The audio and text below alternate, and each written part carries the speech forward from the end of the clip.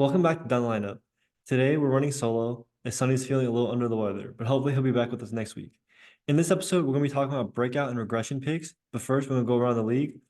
Last week, Zach Wheeler signed an extension, 3 years, $126 million. I think this is an amazing move for the Phillies as they lock up their ace.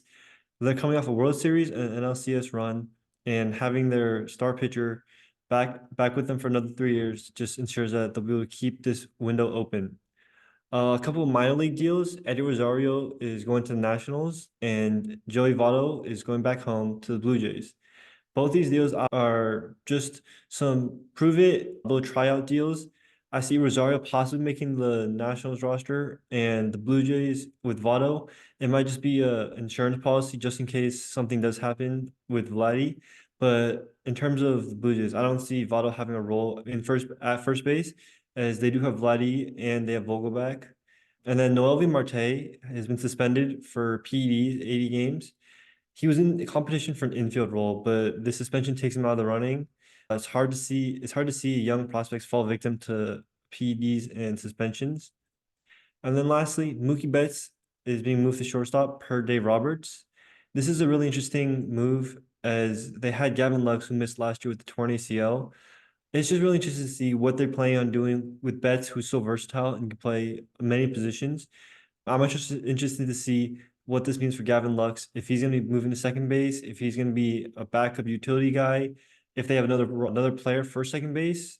Just really interesting to see how this Dodger lineup works its way out. Some injuries. Lucas Giolito has been diagnosed with a partially torn UCL and a flexor strain, and he may miss all of 2024. He's getting a second opinion.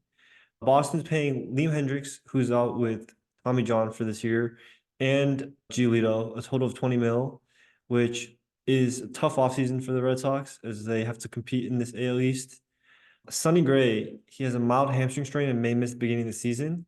This is notable just because their first series is a 4-game series against the Dodgers. So if Gray were to miss the series, the projected starting four for the series would be Miles Michaelis, Lance Lynn, Kyle Gibson, and Steven Matz. It's tough. It's a tough four to go up against the Dodgers lineup, and it's possible that the Cardinals start off 0-4. You may see a squeak out win there, but that's not the starting four you want to see starting the season. And then Justin Verlander, he has a shoulder issue, and he's expected to begin the season on the injury list. This isn't as big. I mean, Verlander is older, and I'm sure the Astros aren't gonna be trying to work him too much. But it's just interesting to see that he's beginning the season on the injury list and seeing how much this lingers throughout the season. So we can go into our breakout picks. So the rules I made for this were there was no All-Star appearances or any MVP or Cy Young votes for the breakouts. So the first one is Vaughn Grisham, infielder for the Boston Red Sox. In 2 brief years, he had a 287 batting average, and he's finally getting his opportunity as there's no spot in Atlanta. He was a backup in Atlanta, a minor leaguer, a guy who's on the roster for a brief period of time, but also in AAA for a lot of it. And now that he's going to Boston, he's going to be able to get an everyday starting spot. What I really like about him is his low strikeout and whiff rate and his ability to hit fastballs, as he has a 351 expected batting average on fastballs, albeit on low sample size. He does have a groin issue to start the season, but hopefully this is not a really big issue. And I really want to see if Vaughn Grisham can make a jump into the top prospect that he was. Another breakout pick is Brian Hayes. So Brian Hayes is an elite fielder as he's a Gold Glove third baseman. But in terms of hitting, I think he can make a jump this year. Rookie year, he batted 371, although it was in the shortened 2020 season. And then he regressed to batting 257 and 244 in 2021 and 2022, respectively. And then last year, he jumped to 271. I'm looking for Brian Hayes to maybe make that jump to 290 and maybe even a 300 hitter. He's a guy who has great exit velo and good hard hit percentages. He's in the 93rd percentile in Statcast in both, and his expected batting average of 300 on fastballs and sinkers. The big thing with him is struggling to hit off speed and breaking balls, but I think if you can find a way during spring training to work on that and improve on that, he could become a 300 hitter on a Pittsburgh team. As you know, I'm a Yankees fan, so my little homer pick is Austin Wells. He only batted 229 last year in a brief stint on the major leagues, but he had 97 OPS plus, which means he was about a league average hitter. He did have a high expected batting average and high expected slugging, which gives optimism into the possibility he could be a power threat.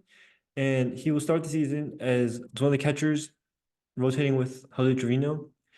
I just think Austin Wells has the opportunity this year to really make a jump, really show off his power, and maybe work a way role into becoming the future catcher for the Yankees.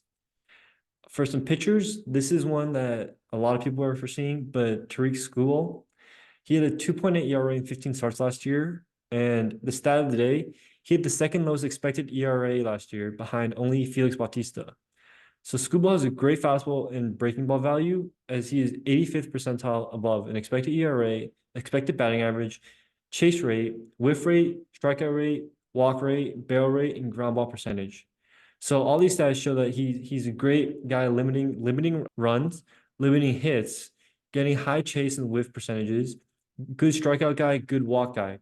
I mean, it's me interesting to see if he keeps up the 85th percentile, but even if he doesn't, if he goes down to 75 percentile, 70th percentile, he's still going to be a great pitcher, and it's going to be interesting to see how much this 2.8 ERA last year is going to transition to this year. Another guy is Grayson Rodriguez from the Baltimore Orioles.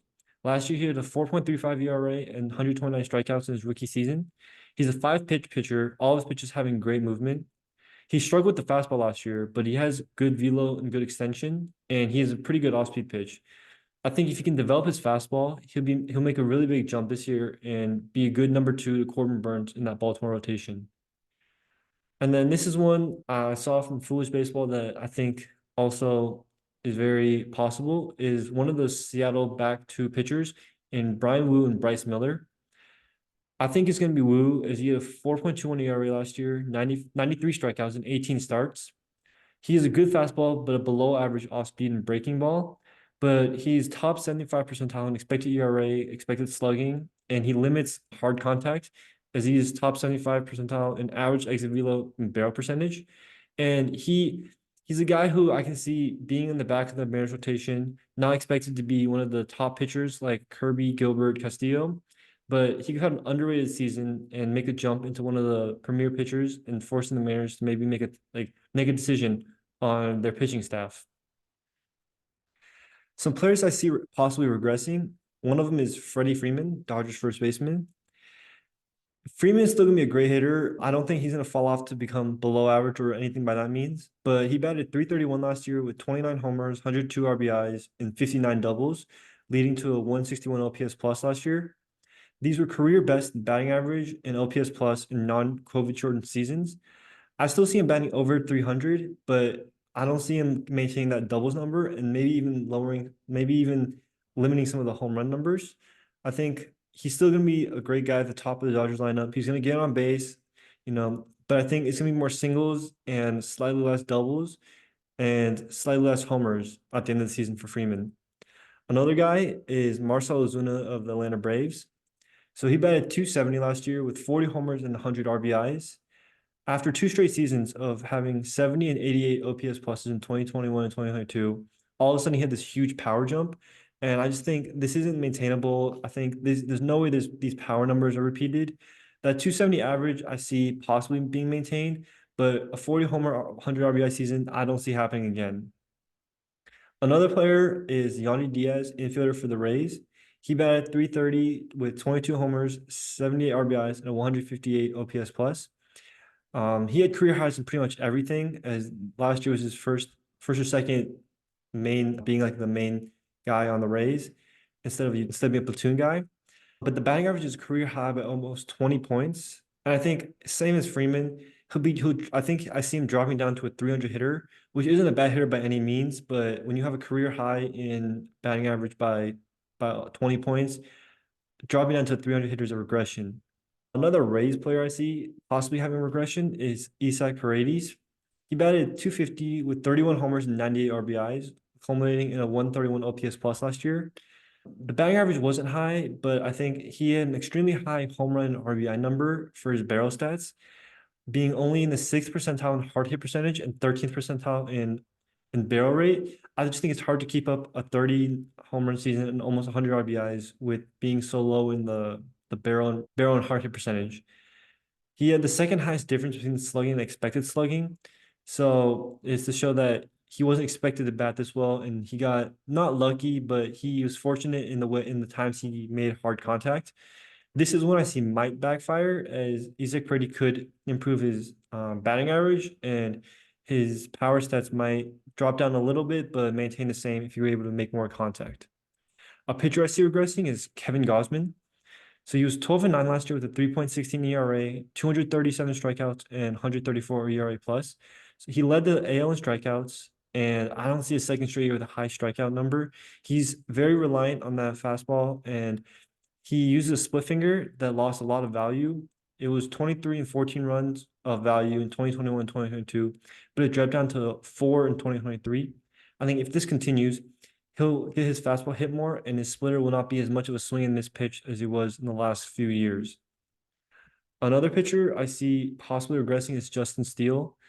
And this is primarily based on wins, which I know isn't a great stat, but I just think being on a team that isn't a very high volume win team, being 16-5 last year with a 3.05 ERA and 176 strikeouts isn't going to be able to maintain in that first number of 16 wins. I think, he might be a 10-win pitcher, which isn't bad, but it's just not going to be the league leading 16 wins total. He's a two-pitch pitcher with a heavy use of fastball, but there's not a lot of movement in that fastball. And he doesn't have a very high whiff percentage and strikeout percentage, which means a lot of contact. And if you're not lucky, this contact could lead to more runs being scored, more runs making it harder to win games. But Steele is one of the guys where I see he'll still be an ace, he'll still be a great pitcher. It'll just look like a regression on paper. It's not going to be like a career regression. And that's it for today. We'll be back next week on Down the Lineup. See ya.